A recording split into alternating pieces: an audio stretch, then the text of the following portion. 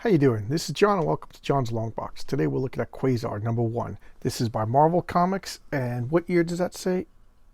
1989. Okay, this was I love this series. I got this monthly as it came out. All right, Quasar. Well, we'll talk about it when we open up the book. All right, so here we got what is this? Video games, video cartridges for the Nintendo. Okay, Stan Lee presents the origin of Quasar. This is the splash page being usually the first page of any comic. That's one gigantic panel. It sets up the action and the adventure. And we got Mark Gruenwald's story. Mark Gruenwald is he passed away, I want to say 10 years ago, maybe more. But he was a great writer. He wrote a lot for Marvel. He wrote the Squadron Supreme. He also was an artist. And he was very close with the Squadron Supreme. I think what they cremated him and mixed his ashes with the blood, like the same thing that they supposedly did with the Kiss comics. Paul Ryan breakdown. I love Paul Ryan's art. I first discovered him doing the X-Men. Danny Bulanadi, he's the finishers, means he does a little bit more than inking. Janice Chang letterers, Paul Beckton colors, Howard Mackey edits, and Tom DeFalco editor-in-chief. So this is after the Jim Shooter years. And look at this. So this is introducing the comic, and this is Marvel Boy. Okay, Robert Grayson, Bobby Grayson, and he was Marvel Boy, and he was an actual Timely or Atlas, I forget which one. I think it was Timely comics from the 50s, and Timely and Atlas later became Marvel in the 60s. So this is one of Marvel's original characters, and he had these bracers that like would shine light and blind people. So he would like flash bulbs go off in people's face, and then when they would see it spots, he'd beat the crap out of you. And he got those from a moon on Uranus, not Uranus, Uranus. And there was like a scientific community there that he got these from. That's where he grew up and came back to Earth. It's kind of hokey 50s comics, but there you go. He was revived in the Fantastic Four, and he fought the Fantastic Four to like a battle, and then he unlocked the power of these bracers, and supposedly he disintegrated himself. So there you go, and all that's left is these bracers. And that's S.H.I.E.L.D. is here talking about them. These are a bunch of like a S.H.I.E.L.D. scientists. Okay, the foremost security and intelligence agency. So that they're not even breaking down what the letters stand for. So what's going on? What are we going to do with these things? And that's Nick Fury. And notice the colors, just green. These are old school pen and inks. Like I said, they kind of, you notice that they break it up with black right here in the middle because they don't want all the panels to blend into each other. So they use a black, even though it's been established that there's inside of room with lights, stuff like that. This one black kind of separates it. Believe me, if this was green too, everything would look kind of bland. But that's and look at the gray suits. Everybody's got one color, white pants and that shirt. This is old school coloring. I don't think no, I know for a fact they didn't have the varied color palette that they have today with computerized coloring. So they're talking about these quantum bands, as they call them now. And what they're doing is they're looking for an ideal candidate to where we try on the quantum bands. So you got to, if you're they're manufacturing a superhero. There's no other way to describe it. And they want the person to be top quality, top fighting and stuff like that. So there you go. So they're practicing. And here we got another video game, and a lot of video game ads. Here's a phone number. You can call them, talk to Super Mario Brother. And I haven't been feeling good the past couple of days, guys. I'm sorry. So that my voice is a little weird. So that's Dum Dum Dugan. I think that's Clay Quartermain, and that's not Nick Fury because he doesn't have the eye patch. And here they are. They're selecting their candidate to wear the quantum bands. And who is this? To your places, man. I did so poorly, didn't I? So call them through. Good luck. And Cadet Vaughn Wendell, your scores look good. Blah blah blah. These are the 1, 2, 3, 4. The four people that are going to do it. Now, Stark Technologies, they shoot laser beams at it because that's science, and they're going to study these things and figure out what they do. And Mr. Bubbles, Tubtails. So you want some bubble bath? There you go. Who doesn't want to take a bath with that freak? You get all dirty playing in the mud, and then you get in the tub, and then you pour this liquid bubble stuff, and this freak emerges and stares at you while you're in the bathtub. For some reason, it didn't sell too well. So all of these people are strutting about. They're going to get into they're going to do this.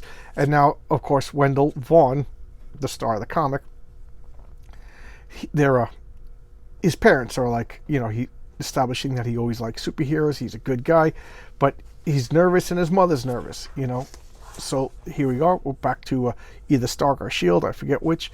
And they're going to try on the bands. So this guy, piece of cake. Hey, what's going on? They're glowing. Hey, look, I got him. Let's see your power. Whatever you do. And what happened? The next minute, over the next 3 hours, the subject-driven test subject's given on the test. So he's doing all these things. So it basically gives him, excuse me, I'm sorry, the standard array of powers and then some. So he gets the super strength. He could fly. He could project energy blasts, and he could also make energy constructs. So, he's pretty powerful. And so, I'll talk more about the bands later on. And then here he is, just going berserkowitz. He's getting, hey, black off, they're stuck. He can't take them off. Hey, the energy, and he just explodes. He exploded just like Robert Grayson. So what's going on? And of course, this guy's been sneaking around in the background. He just starts firing at everybody. And he's going to take the bands. So here it is. These look like, bad scientists. Maybe AIM, maybe Hydra. Probably AIM, because AIM is more sciencey. Hydra's more terroristy. And what are you doing? He goes, what are you going to do? What are you going to do? They're fighting, no time to chat. And he sees this lump alien. This is a Eon. And Eon has he's just like Lovecraftian horror that exists in space. He's this eternal being, and he's going to he communicated with Captain Marvel and changed his power set and gave him like a destiny, and he's contacting Quasar, so he's going to be the new cosmic superhero. A little spoiler alert. So he puts on the nega bands and or the quantum bands, and he's fighting. He's ready to die though, so he's like, I got about 3 hours before I explode. I'm going to fight these guys off, save everybody. And, now he's flying. I always liked the shield suits. I always thought they were pretty cool. And like Green Lantern, he makes a hammer and then flies up there, blasts everybody. And he's just doing daring do and everything. And fighting them all. He's supercharged himself and blasted everybody. And look, he's just overwrought with energy, supercharged or whatever. It blasts the spaceship. And look at that. Ratouche. And blows up the spaceship. Or the whatever. The aliens are coming. And so now he's flying up into space because he's going to blow up and he doesn't want to hurt anybody. He's like, okay, here I go. I'm going to die. And the energy calms down. And he swoops down. And I hate when I can't flip the pages. And he comes down and he lands. He's like, hey, guys, I don't know what's going on, but I can't take the bands off, and I didn't blow up. It looks like I'm your new superhero. And so now they're going to give him a cool costume, and they call him Quasar. And that's his secret origin. Ta-da. What was I going to say? Oh, yeah. So why is he called Quasar? Okay, the original person to wield these bands was called Marvel Boy. And Marvel Boy, his father, he was like a scientist. He grew up on like a space colony on a. It was either on a moon of Uranus or in whatever. I guess back then they didn't know it was a gas giant or whatever. I'm sure it got retconned to a moon, and he came back to Earth and fought bank robbers, because that's what scientists from different planets do. But there were Earth people that went there and then developed a super science, and he came back. So that guy got carried, his powers unleashed, and it burnt him up. but he makes appearance later on in the Agents of Atlas. They continue his story. Robert Grayson, his true form is unleashed, and they're not really humans. It's really, really cool. I'm going to be showcasing one of those comics pretty soon. I really like that series. But anyway, back to Wendell Vaughn. So now the reason why he didn't blow up is because the other guys had a flawed personality where he was too aggressive, and he just wanted to smash and fight and show everybody how powerful it was, where he is more like he wants to defend and protect, and he was more in sync with the purpose of the quantum bands. So his personality synced up with the quantum bands, and he didn't blow up. So theoretically, if he was to die and you were to take the quantum bands and you just want to show off and be a powerful superhero, they will explode you. But he's a good guy. The other guy was a good guy too, but he was like too aggressive. You know, that's how they explained it. Now, supposedly these are like quantum linked to a quasar on the other side of the galaxy, and that's where they draw the power. So a quasar is what, like a super dense spinning star, or the, some people say that it's a white hole on the other end of a black hole. I don't know. I'm not a astrophysicist, but whatever it is, we both could agree that it is a super powerful celestial object, and this super powerful celestial object is quantum linked to these bands, and it transfers the energy. So he could pull, oh god, stellar amounts of power, incredible amounts of power. Probably one of the most powerful beings in the galaxy, if you think about it that way. And I think he's limited only by his imagination, his endurance, and his will, to withstand these energies. And what can he do? He could fly in space. He's Green Lantern and then some. So he could fly in space. He's immortal. Maybe he is. I don't know. But that's not what I meant to say. I meant to say invulnerable. And he could make shields. He could make constructs. And not only could he make constructs, but he could like put a field around you and protect you from outer space. So he could make like environments, stuff like that. He's very, very, very powerful. Very cool. And is a good guy. And this series just went and explored a lot of like space stuff. So he got to meet a lot of the cosmic beings that Jim Starlin created in the Captain Marvel series. They explored more. I think instead of Eon, it was Epoch. It was like an offspring of Eon, if I'm correct. And he gave him like guidance and like a destiny of what he needed to do.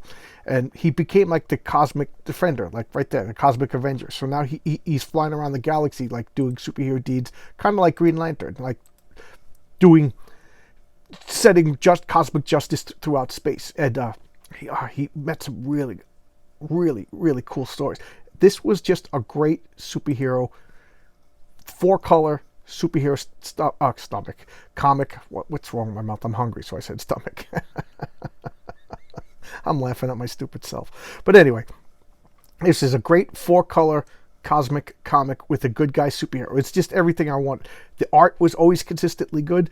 They explored a lot of the space stuff in Marvel, which always got my interest. And it lasted, 60 issues? Yes, 60 issues and one special. And I thought it was good. It was canceled in 1994. Low sales. But this came out, the Silver Surfer came out, and there was like they had a couple of stories that interconnected. That one story where he was just getting tortured and he wouldn't give up. They just kept beating him and beating him and beating him, and he was just a bloody mess, and he wouldn't give up. Oh man, to me that was heroism in a nutshell. Just like very inspiring. I thought that was amazing comic. But I'm ranting now, so I'll stop. Okay. But I really like this. I have a soft spot for Mark Rudewold. I always thought he was a great guy.